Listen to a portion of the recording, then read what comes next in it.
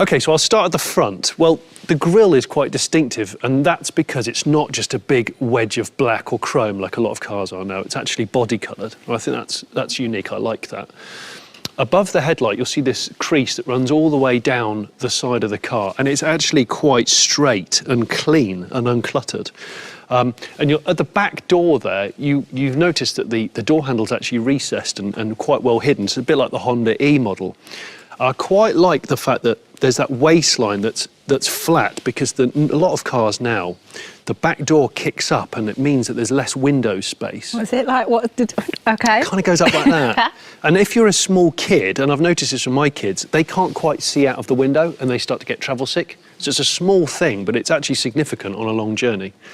Then that crease goes into the back lights. It's got like this full width, neat light cluster there. And then below that, it's a really kind of flush, recessed back bumper that I think is quite distinguished. I'm into that. And actually, talking of the lights, this has LEDs all round on the HR-V. So let's take a closer look inside. Now, with a focus on cabin comfort, the seats are half stitched leather, half soft fabric, and they're heated. So when you get in, you're met with a pretty airy, open, clean interior. And by that I mean it's quite an uncluttered look. The dash is low and it's quite level, so it's good for visibility. In the middle here, you've got a 9-inch touchscreen, but there are physical buttons for the things that you typically use more often, like the heating, air conditioning, demisting, and volume control, which is pretty good. You've got the ignition power button just here on the right-hand side, and then you've got a physical button down here for your drive mode, which is Eco, Normal, or Sport, next to the electric handbrake. And then there's 4 USBs, 2 here at the front, and then there's 2 at the back for the rear passengers, just behind this armrest here. So there's a lot of soft touch furnishings to the dash, but in the middle you've got this full width selection of vents, bookended by these L-shaped vents, and these are a new development from Honda. The idea being they disperse the air a little bit more gently rather than just blasting your face or your feet, and that can circulate the air a bit more efficiently in the cabin. Talking of which, let's go in the back. And that spaciousness continues in the rear of the cabin.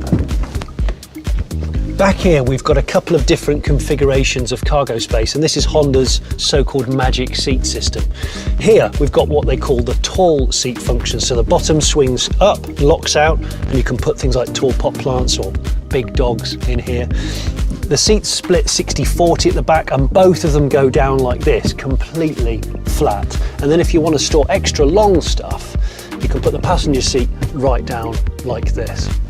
Then for humans, well, the good news is there's almost a completely flat floor in the HR-V. There's actually more space in this HR-V than the previous model. Loads of headroom, better legroom, especially for the person sitting in the middle at the back. And again, a feeling of openness and airiness. And the space continues back here with the interior. If I give it a pretend kick, power tailgate goes up and you're greeted with a huge amount of storage space. Very, very useful, good shape. And then I press that and I simply walk away. And there you have it. Johnny, well, now I know why you wanted some alone time, because you looked very in your element right there. I like good packaging. I like a lot of space. I mean, it has got a TARDIS amount of space for the size of the car. When those seats are down, you can fit 2 full-size mountain bikes in it. Really? You can fit a surfboard in it, and for people that are less adventurous, an ironing board or a lot of wood. And one of the standouts for me is the air diffusion system.